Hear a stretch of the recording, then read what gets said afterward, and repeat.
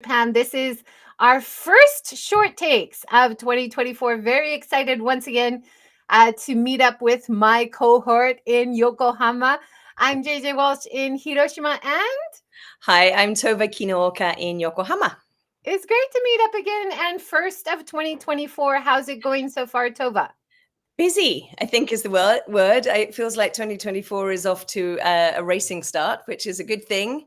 Lots of stuff happening, and despite the rather shaky start we had to the year here in Japan, obviously the situation there is still ongoing, and I'm very conscious of that. But Yeah, for sure. And yeah, I was gonna talk about agencies and organizations people can donate to. yeah, Maybe we can talk more about that next time. perfect. I felt like I wanted to get in my car and just fill Yeah, up with blankets and donations and get up there. But then, of course, the roads are not accessible yet. There are organizations which are really helping on the ground. yeah, But I think in the next few months, we're gonna have volunteer activities and events coming up. So we'll very definitely talk much. about that. Yeah, yeah, that would be great. In Tokyo, Patagonia was collecting some things to send. I know some other organizations as well Oh, in fantastic. in Yeah. the Tokyo area, but I don't think they're doing that anymore. So if I hear of anything, we'll talk about that next time. Yeah, the British Yeah. Chamber of Commerce, BCCJ, is also collecting as well. So I think physical donations of items they've got listed on the website, or sort of obviously money donations as well to help rebuild. So lots Yeah. of ways you can contribute. Wonderful. Yeah, we'll talk more about that next time. So Tova, would you Mm-hmm. like to start? You've got some great topics. Let's start with Carole Fuchs. Fuchs and Carole, I apologize if I'm saying that wrong. So Carole, as you can see here, she's one of these people who force of nature is absolutely the right way to describe her. So she's a professional athlete and climate advocate. She's climbed Everest without oxygen. She's climbed sort of basically all the serious big peaks in the Himalayas, and she's very passionate about climate change. So currently she works in the climate team at the British Embassy, but she is on a mission. She has this project called Climate Run. So in September and October this year, she's planning to run 1,600 kilometers, as you can see, through Nepal, along part of the highest trail run in the world. And along the way, she'll be making a documentary. So she'll be interviewing local people. She'll be interviewing also climate scientists, and looking at how climate change is impacting the Himalayas. It's impacting there a lot faster than it is in a lot of other kinds of habitats, because it's so much higher and exposed to more direct radiation. And things are melting horribly fast. And you can think, okay, well, this is very far away. And some of the locals she was speaking to were saying, well, okay, well, if there's not so much snow, it's actually easier for us to get around. That's fine.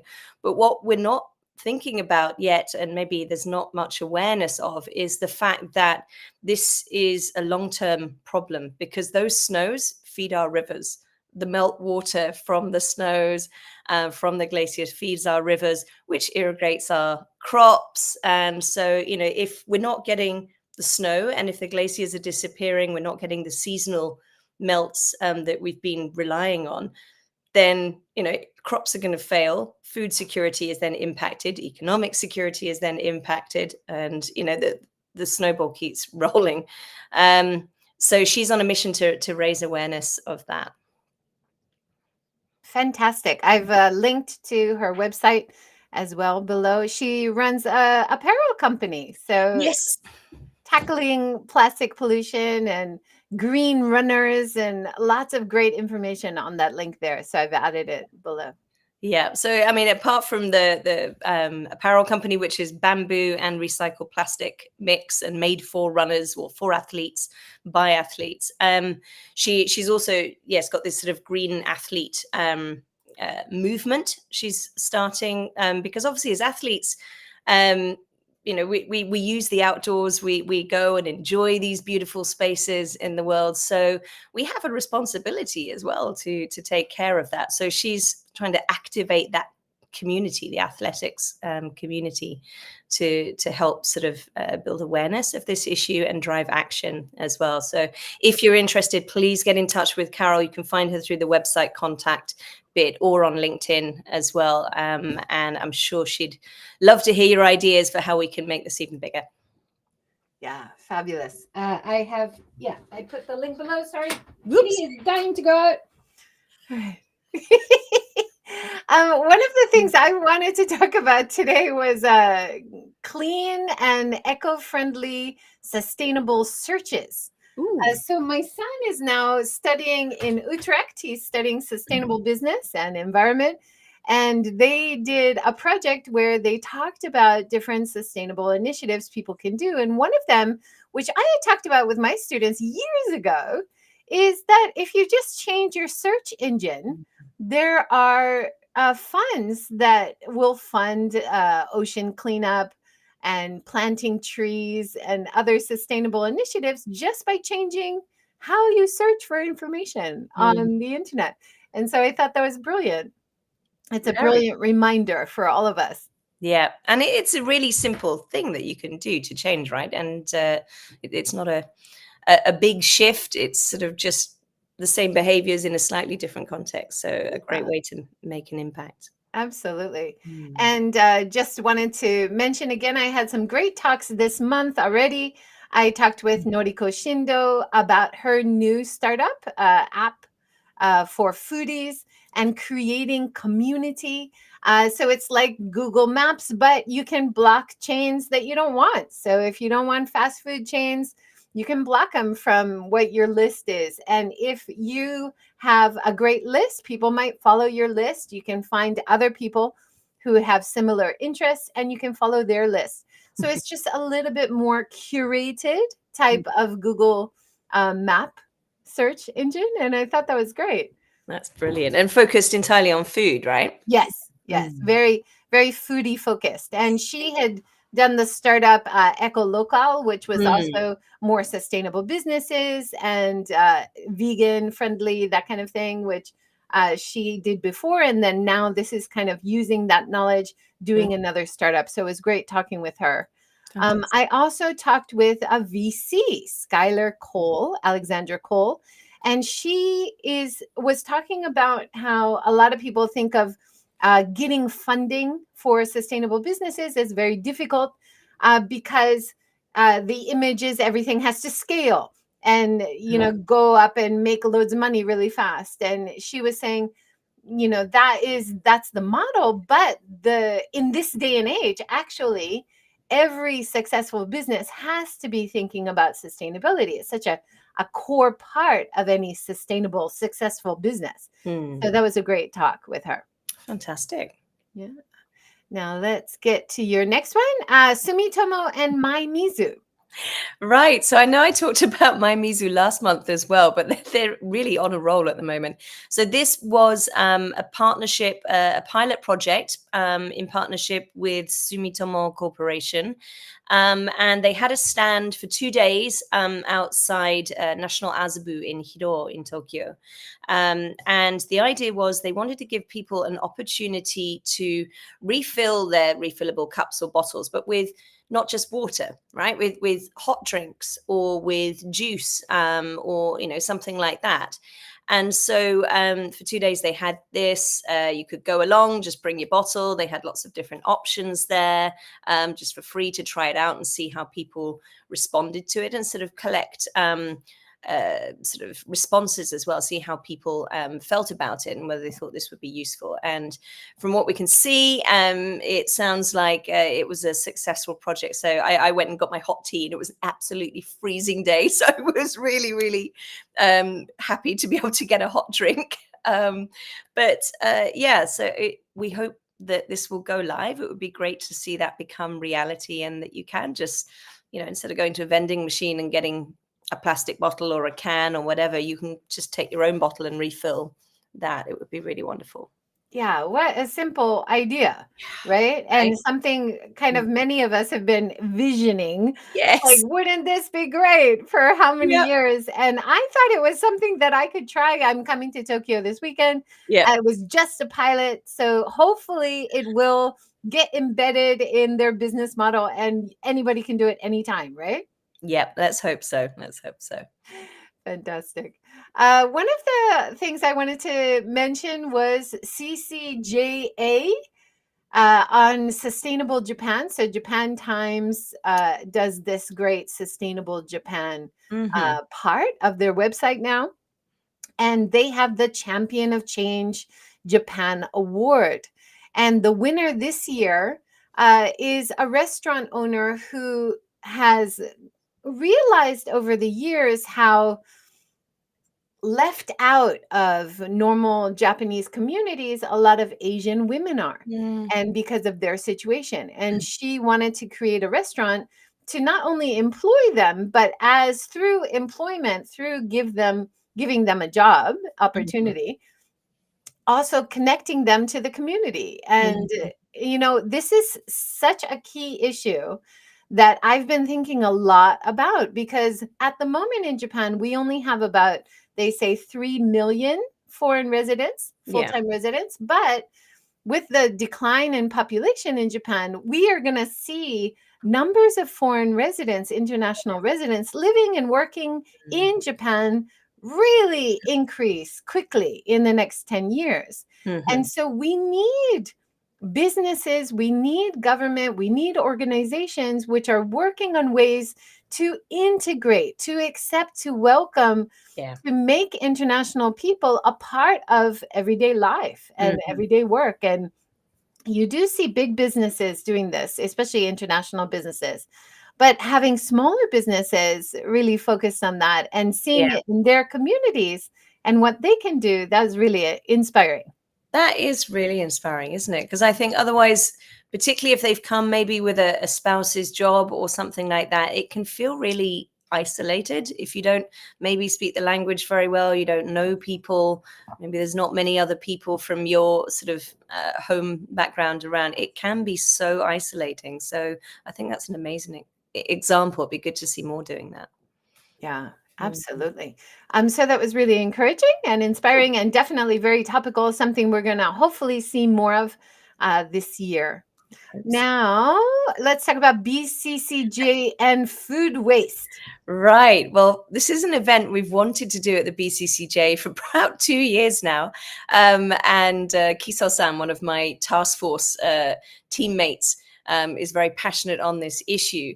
And we thought that actually doing it just after the Christmas and New Year period is quite good because it's the time of year when people tend to buy a lot of food, eat a lot of food, but there's also a lot of food waste, perhaps compared to other times during the year. We get too much and then get fed up with it perhaps and realize this we can't eat it anymore.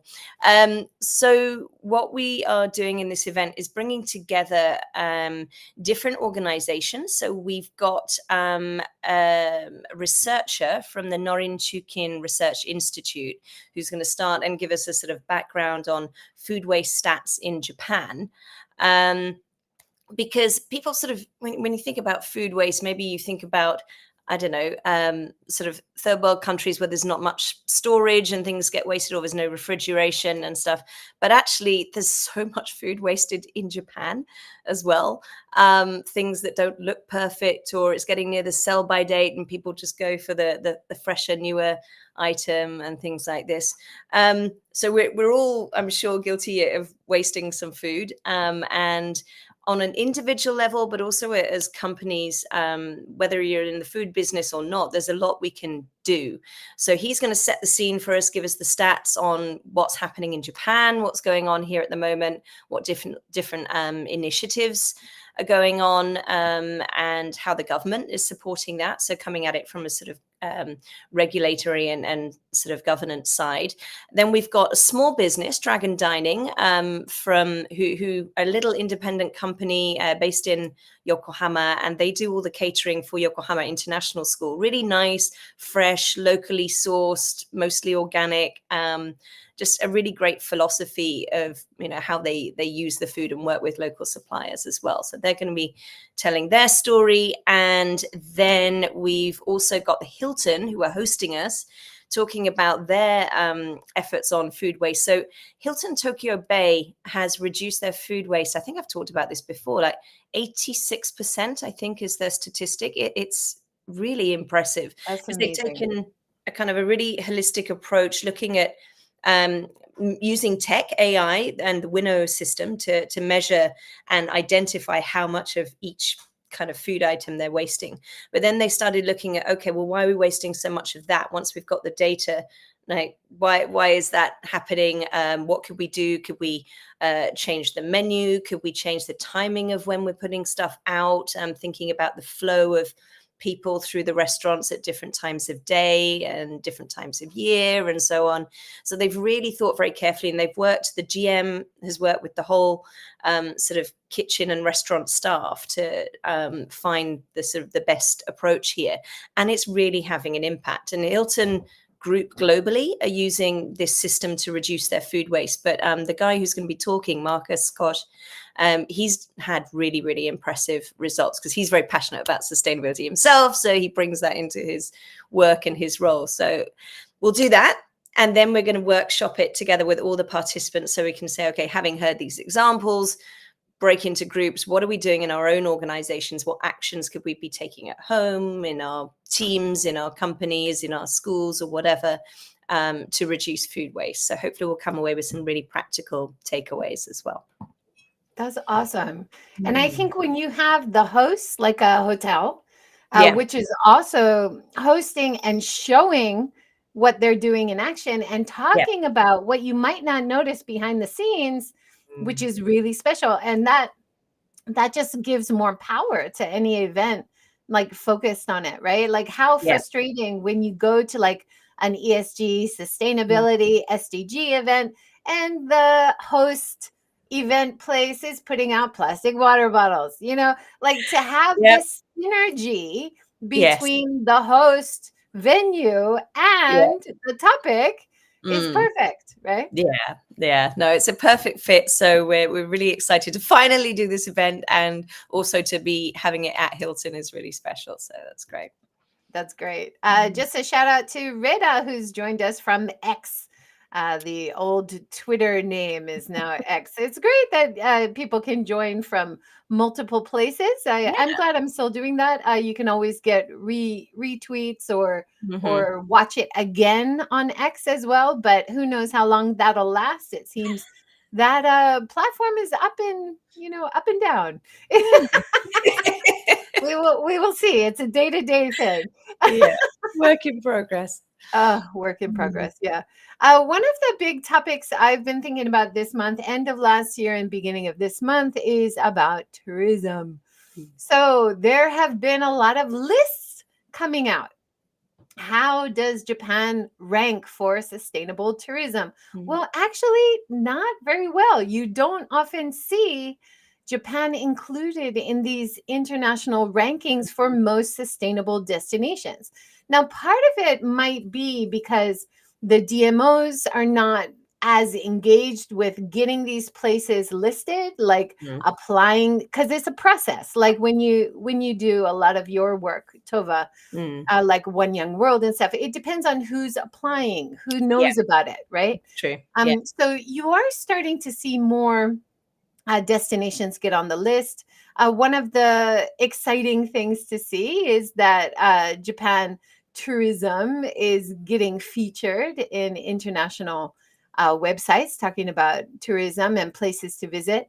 And actually, Japan's tourism is really expected to boom like crazy from this year. Since the borders opened last year, this year is supposed to be higher than 2019, which was the biggest inbound tourism boom ever in Japan so far. Yeah. So they looked at November and December last year, and it was up by 8% compared to those months in 2019. Okay. But when we're having so many more visitors, it's more and more important to talk about how do we retain quality of life for local people? How Yeah. do we protect the environment, right? Mhm. How do we get people to choose more sustainable travel options, right? Yeah. So it's definitely such an important topic this year. Mm. And something that I've started to do in Hiroshima is I've also started doing guide training. Yay. So I'm going to do this in February next month and try to help more people get into guiding. It's good Mhm. income. You can have very flexible schedules. And it's easier than you think, but it's harder than you think, right? I can Like a lot of imagine. people are like, I can never be a guide. Well, actually, like if you get some insights, I think you Mm. could. Do Hmm. you like people? Do you like where you live? If you get a little bit of training from people like me who've been doing it for a long time, Yeah. training or guiding myself, I Mm. think you can get a good foundation. But also, as guides, you can really recommend local business, the Yeah. value of local culture. Mhm. You can avoid crowds. You can do a lot of the sustainable tourism strategies, which are lacking, Mm. right? With the traditional guide, with Yeah. 30 people just seeing the top sites on the main streets, right? We Right, don't do right. that, right? So we do need good guides all over Yeah. Japan. There's a huge demand. Yeah. So if you are interested in that, even if you're not in Hiroshima, I'd be happy to get on a call with you and help you get started. That's brilliant. I think there are so many interesting places that are sort of off the main sort of tourist itineraries, right? And so to be able to highlight those and give local businesses, a chance to get some of that as well, which would be, yeah, really, really impactful in lots of good ways, right? Absolutely. Yeah. And talk about, great stories from the past and history, which people want to hear, but also how those relate to modern life Yeah. in Japan, how Mm. that relates to your life. And actually, being a really good guide, the number one rule is be a good listener. Isn't that counterintuitive? But the visitor wants to talk. So Yeah. if you're a good listener, engaging with the visitors, you can Yeah. really make a difference. Absolutely. Yeah. I like that concept. Now, Tova, you've got a great workshop coming up with REI. Can you tell us Yeah. about it? So REI is Refugee Empowerment International, and it's an NPO that we've been sort of supporting for a number of years now. And they've got so many fantastic case studies from the projects that they support in sort of along the Thai Myanmar border, in Lebanon and in Kenya. They've got amazing case studies of how refugees who've had to leave everything behind have really transformed their lives, and through being empowered in the projects, have been able to go on and rebuild, but also then go on and empower others. So it's a really positive cycle, and it's partly about the approach that an organization like REI takes, but it's also about the mindset, right, that people have themselves and the people that they're working with. So what we want to do, and we've done it a few times, not for a while, not since COVID, I don't think actually, is we're having this open workshop hosted by Adecco in Tokyo. We've got a beautiful big space, great sustainability credentials, so it's worth coming to see that. And the idea is we want to invite people in. You can be team leaders, just people who manage others, or HR, if you sort of taking a bigger picture view. Come and join this website. We're going to do lots of really experiential activities, really make you think, and work in sort of groups with other participants at the workshop too. And we're going to be using the REI refugee stories as kind of case studies to understand what is empowerment, what does it look like, how do you empower people in your team so that they can take the initiative and bring their ideas to the workplace as well.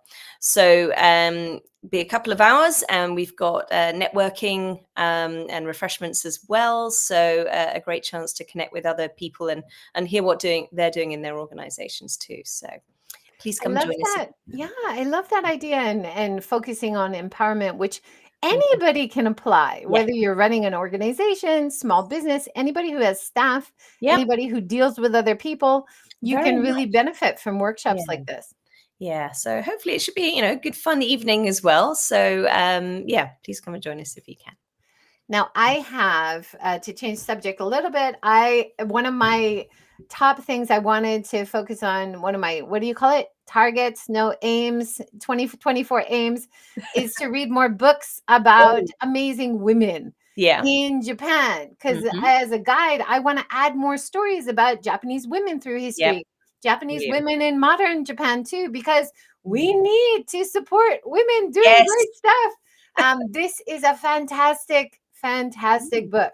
It's written by American historian and Hmm. professor Amy Stanley, Yeah. a Japanese woman and her world. Now, Amy is an amazing researcher, and you can, as you're reading this, it just reads like a novel, like a really interesting page turner. Yeah. And then you read more about how she got all this information. She's a phenomenal researcher, Hmm. and she was going through old letters, old historical notes, and finding information about Yeah. this young woman and really recreating her life and Mm. what she was going through and all the cultural connections and everything. So Yeah. I'm only halfway through, but just loving it. It's a really fantastic book. Hmm. Highly recommend it. Amazing. Yeah. Even whether you're in Japan or just interested in Japan, I think there's a lot Yeah. there. Hmm. Yeah. Now you have another event coming up with the Swedish Chamber of Commerce and DEI. Tell us about it. Yeah, so this is the third event in a series that we've been doing with the Swedish and Danish chambers, and also this time with the Norwegian as well. It was initiated by Maersk, big global shipping company, who said, look, we want to do something to share stories and get companies together to talk about how we're tackling the challenge of getting more women in management positions, particularly in Japan and Asia more broadly. So a lot of these, particularly the Nordic countries and sort of companies, are actually doing pretty well in their home territories when it comes to gender equality. If you look at the gender equality rankings globally, they're always in the top 10. Fantastic. But the same companies can really struggle here when it comes to filling their management positions, just because of so many different reasons, whether it's cultural, company culture, the culture around in society as well. And so this will be the third time we come together. We've got a fantastic lineup of speakers. Naomi Fudo, who's the first female head of an automotive in Japan, which is wonderful. Japanese lady really blazing a trail. And then speakers from Ridgelines and AstraZeneca and hopefully Meltwater as well. Still waiting to confirm that one. But just first of all, looking at case studies of what are these companies doing? How did they make this happen and possible here? Using those as sort of a learning tool. And then, as we've done in the first two events, we'll then go into sort of workshops style discussions and look at sort of digging into, okay, if we've identified a particular factor, whether that's a challenge, a blocker, or an enabler in organizations, what actions can we take to either overcome that or to really expand, amplify it, and help more women move up through the organization. So the last two events we've had at the Swedish Embassy, we've had about sort of 60 to 80 participants, men and women, from all different kinds of organizations, not just within the Nordic chambers. And this time we're going to be doing it at the Volvo studio in Aoyama, because the Swedish embassy is being renovated, and the Volvo studio is beautiful. And so therefore Naomi Fudo is going to be doing this sort of opening speech there as well. So yeah, again, should be a really good opportunity to dig properly into a topic that affects all of us, and come away with some practical takeaways and hopefully some great connections as well. And I'm sure there'll be Swedish craft beer. And maybe That Danish. sounds great. And hopefully some Swedish plant-based meatballs from IKEA, maybe Very something like possible. that. Very possible. Yes. I love the plant balls. They're great. Aren't they great? Yeah. But that's wonderful to hear. And one thing I would love to see the Scandinavian chambers and the Scandinavian embassies host is more about sustainable tourism and travel. Because when I look at the rankings, the Scandinavian countries are right up there. And Yeah. when you think of sustainable destinations, Mm. it takes a long time because you need that good infrastructure for public transport. Yeah. You need good city planning, which includes renewable energy and more clean energy tactics. But you also need things like diversity and inclusion in Yeah. the tourism sector, as well as in business, is very connected, right? Yeah. Very much. So that would be great to see as well. If you want to mention it I when will you're talking mention to them. it. Good topic for them, I think. I'll give them I'm a sure nudge. they've got a lot going on. Well, that is our 30 minutes. Thank you, everybody, for joining. Thank you so much, Tove. So many You're great welcome. things going on and coming up. Thanks for all the updates. And we'll Brilliant. see you again next month. Yep. Fantastic. Thank you. Thanks, everyone. Have a great day. See you